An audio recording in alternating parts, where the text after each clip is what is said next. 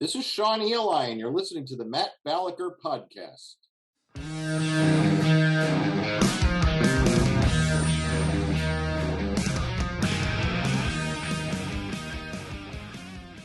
Thank you all for joining the Matt Balaker podcast. I'm excited about today's guest, and equally excited is my enthusiasm for Eric Servone, our producer who's looking very fit these days. He's got a background that I think will really help in today's conversation because our guest today is a Wharton grad. He's a former actuarial assistant.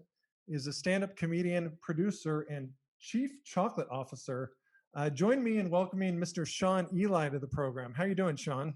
I'm good. Wow, you dug way back. That was my first job out of college, actuarial assistant. So was it your job to figure out when people would die? No, it was my job to figure out when people would crash their cars. and what's the average age of a car crash, or when was it? Actually, not when, but who was more likely to, I guess. Okay. So you would kind of help price out risk. The answer to that question is people from New Jersey.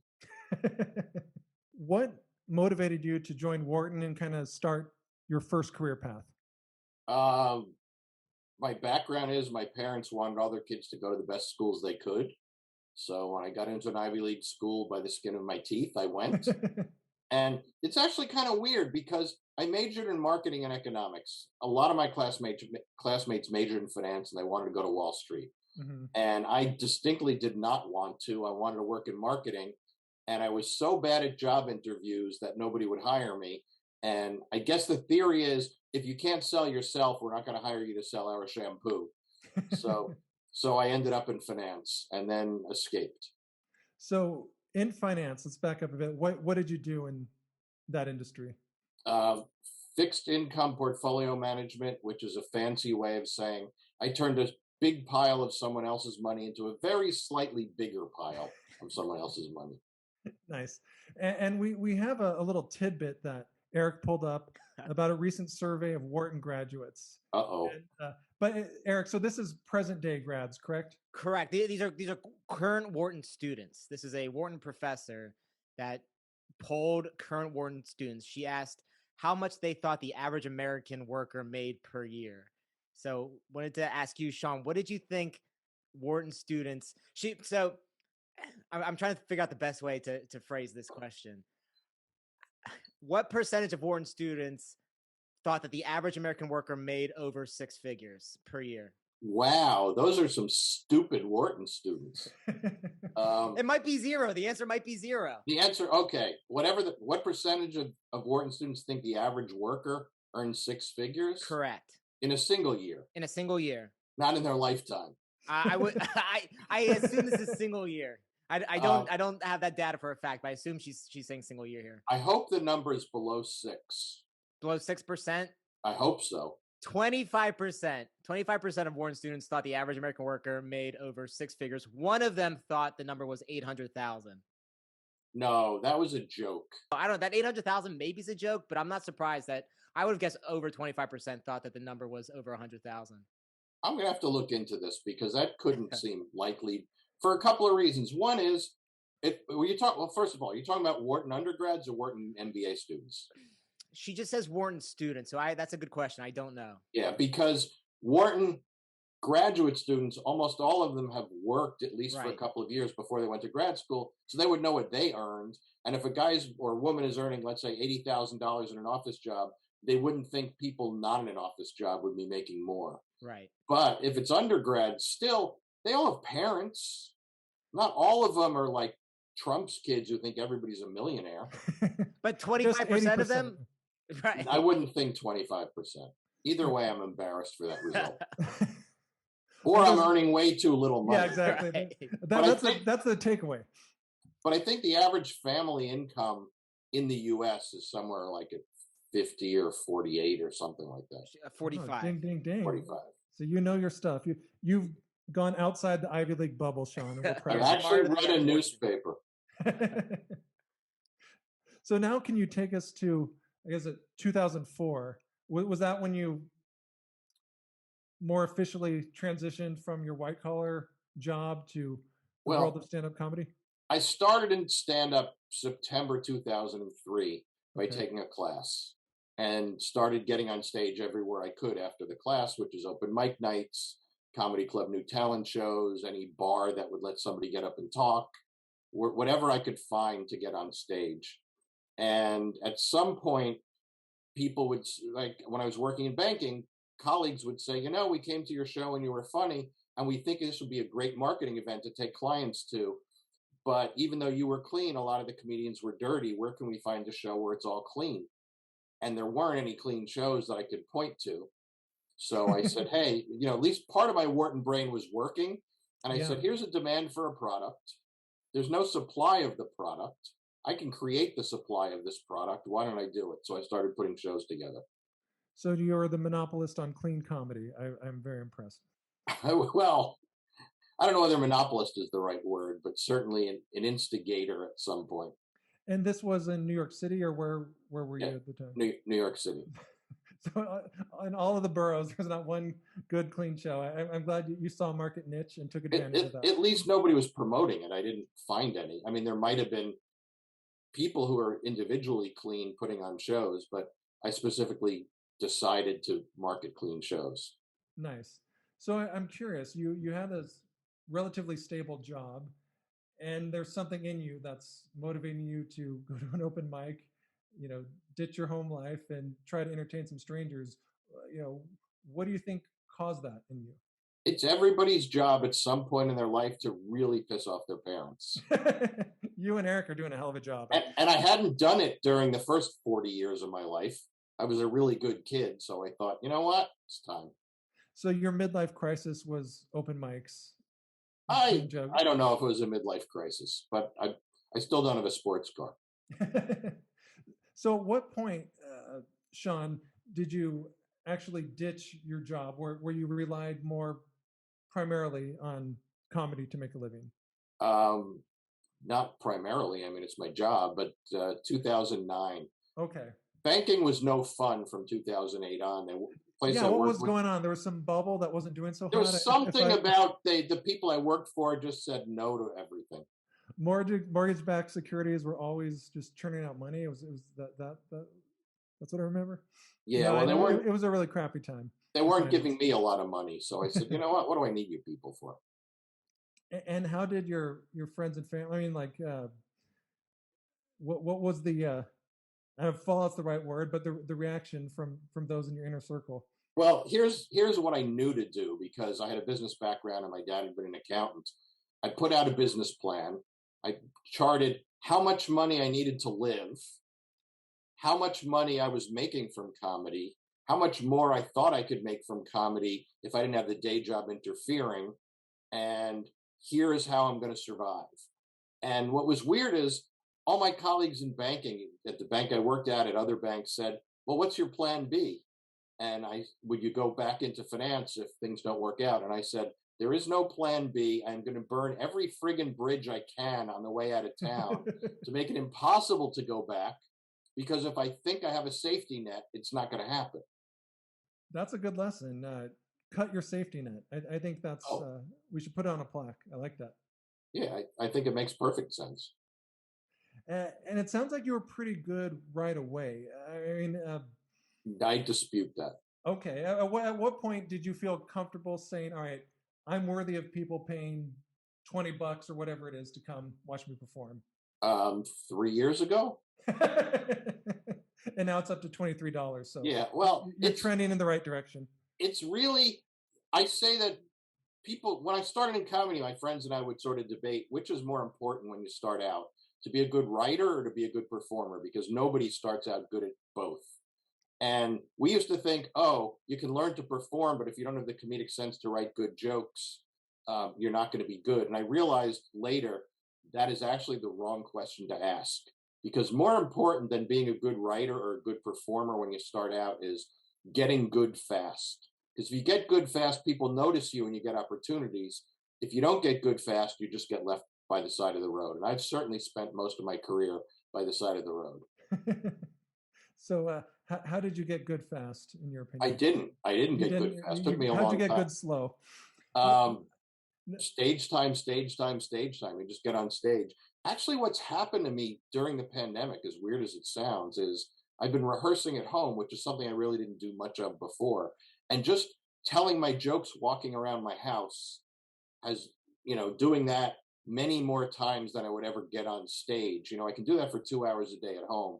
I Hmm. didn't have 2 hours of stage time a day, 7 days a week when I was performing regularly. So that's definitely helped. I like that. That's a good technique. And I read an article where you said the three ingredients are to be a good stand up are was writing, stage presence, and marketing.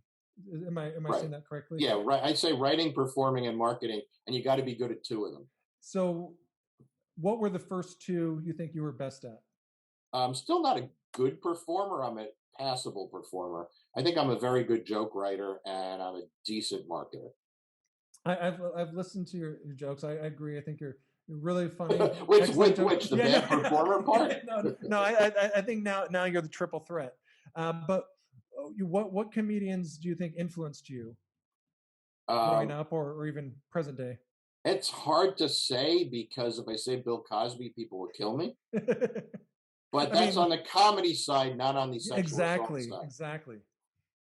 It's funny when I started out in comedy, when I took the class, the teacher used some Bill Cosby routines as examples. And I would listen to them and say, that's what I want to be. I want to be a storytelling comic. And I really wasn't when I started. I didn't think I had any funny stories. I was more of a, you know, one liner short joke kind of comic. Hmm. And I wanted to be more like Cosby. And then I became a storytelling comic and thought, thank God I'm nothing like Cosby. Shaun Eli, nothing like Cosby. We got That that sound. actually We should got be, that sound clip. that is a great marketing slogan. That it's pithy to the point. Uh, Part of your marketing is you do clean comedy. Is that the type of comedy you enjoy listening to, or is it just the one you enjoy performing the most?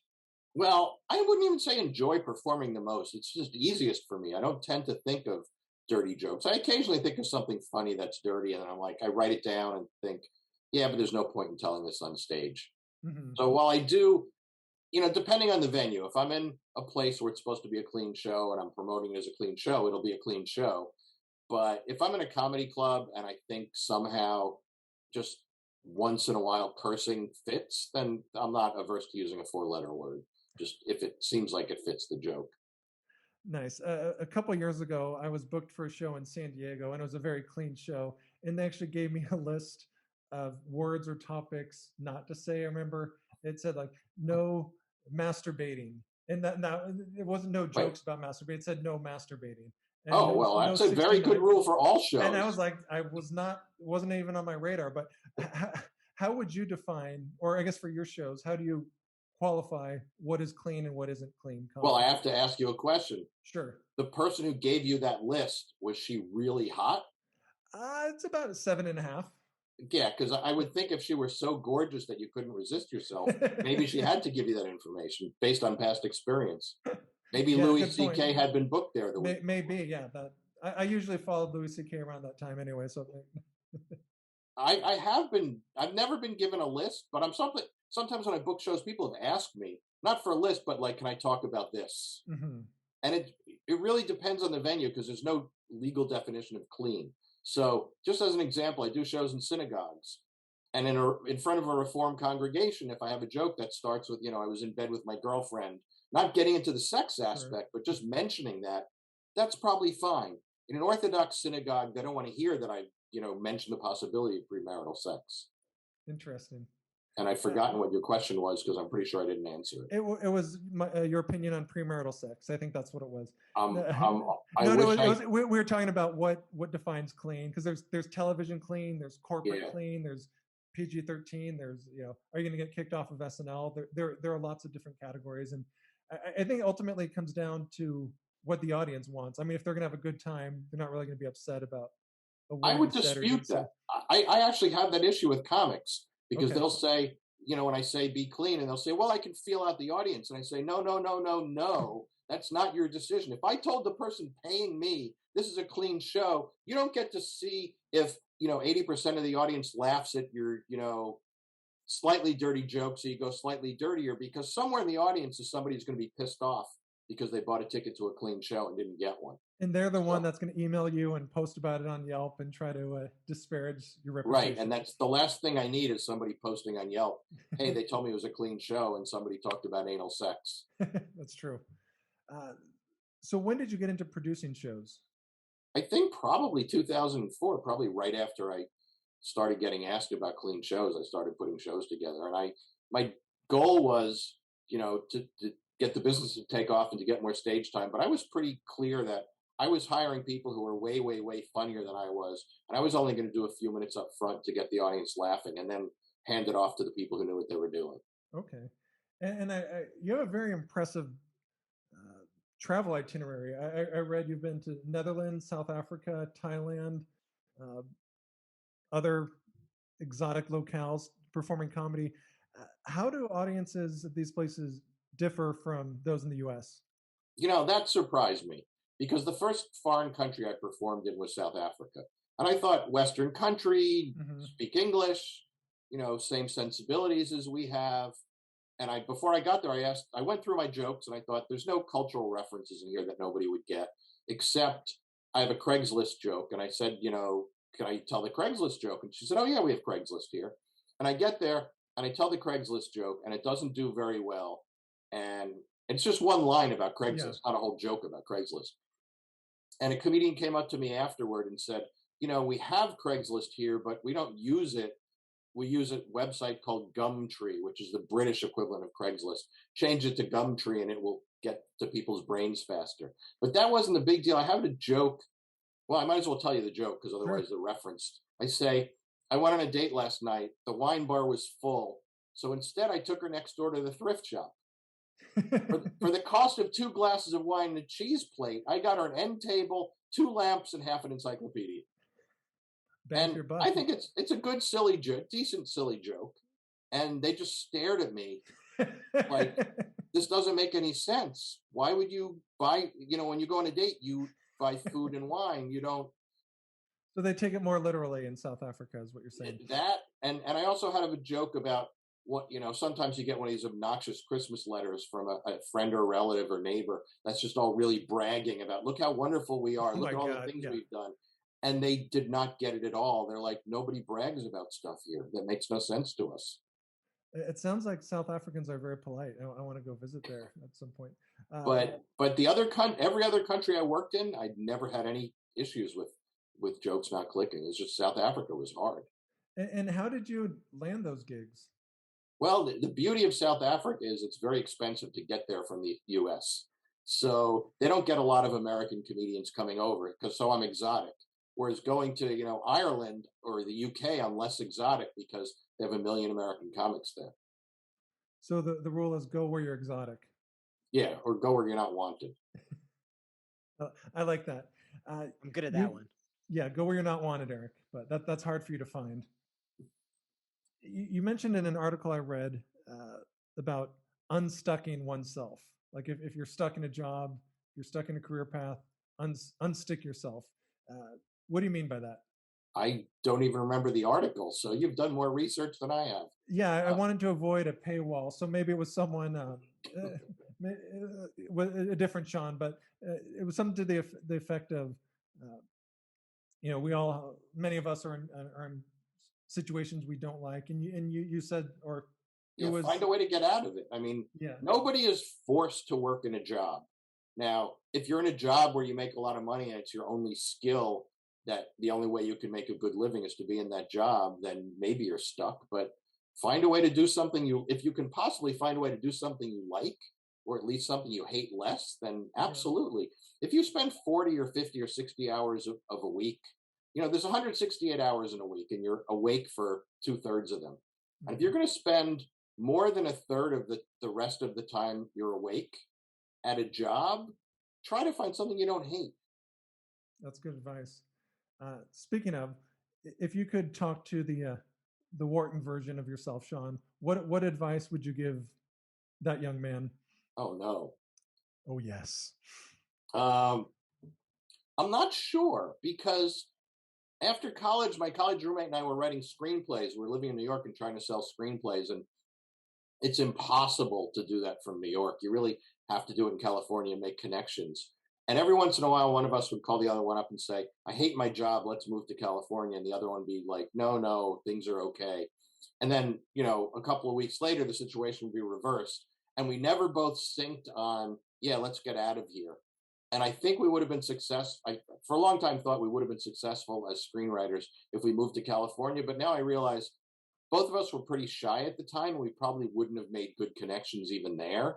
And it might not have helped any. But speaking to my college self, I don't know. I think I might say try stand-up comic in your 20s, but I might have failed miserably if I tried in my 20s. So I might have tried it and quit. But yeah, interesting. Because as you get older, you have a larger base of knowledge to pull from and write jokes about.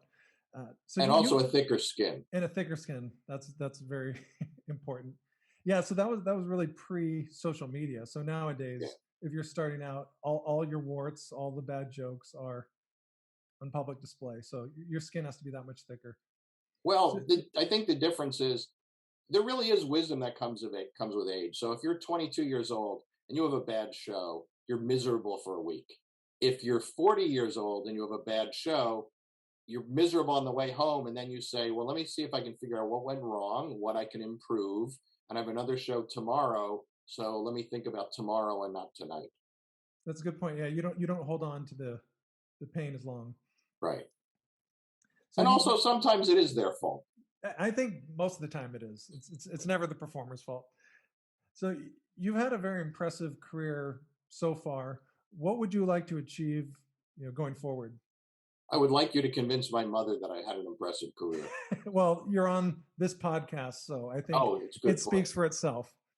Well, I was also in the New York Times last month. That's how I learned about it. In Southern California, your article made the rounds on different cell phones, and I was one of the recipients, and that's how I learned of you. I didn't want to subscribe. Google ranking goes up. Yeah, I think it did.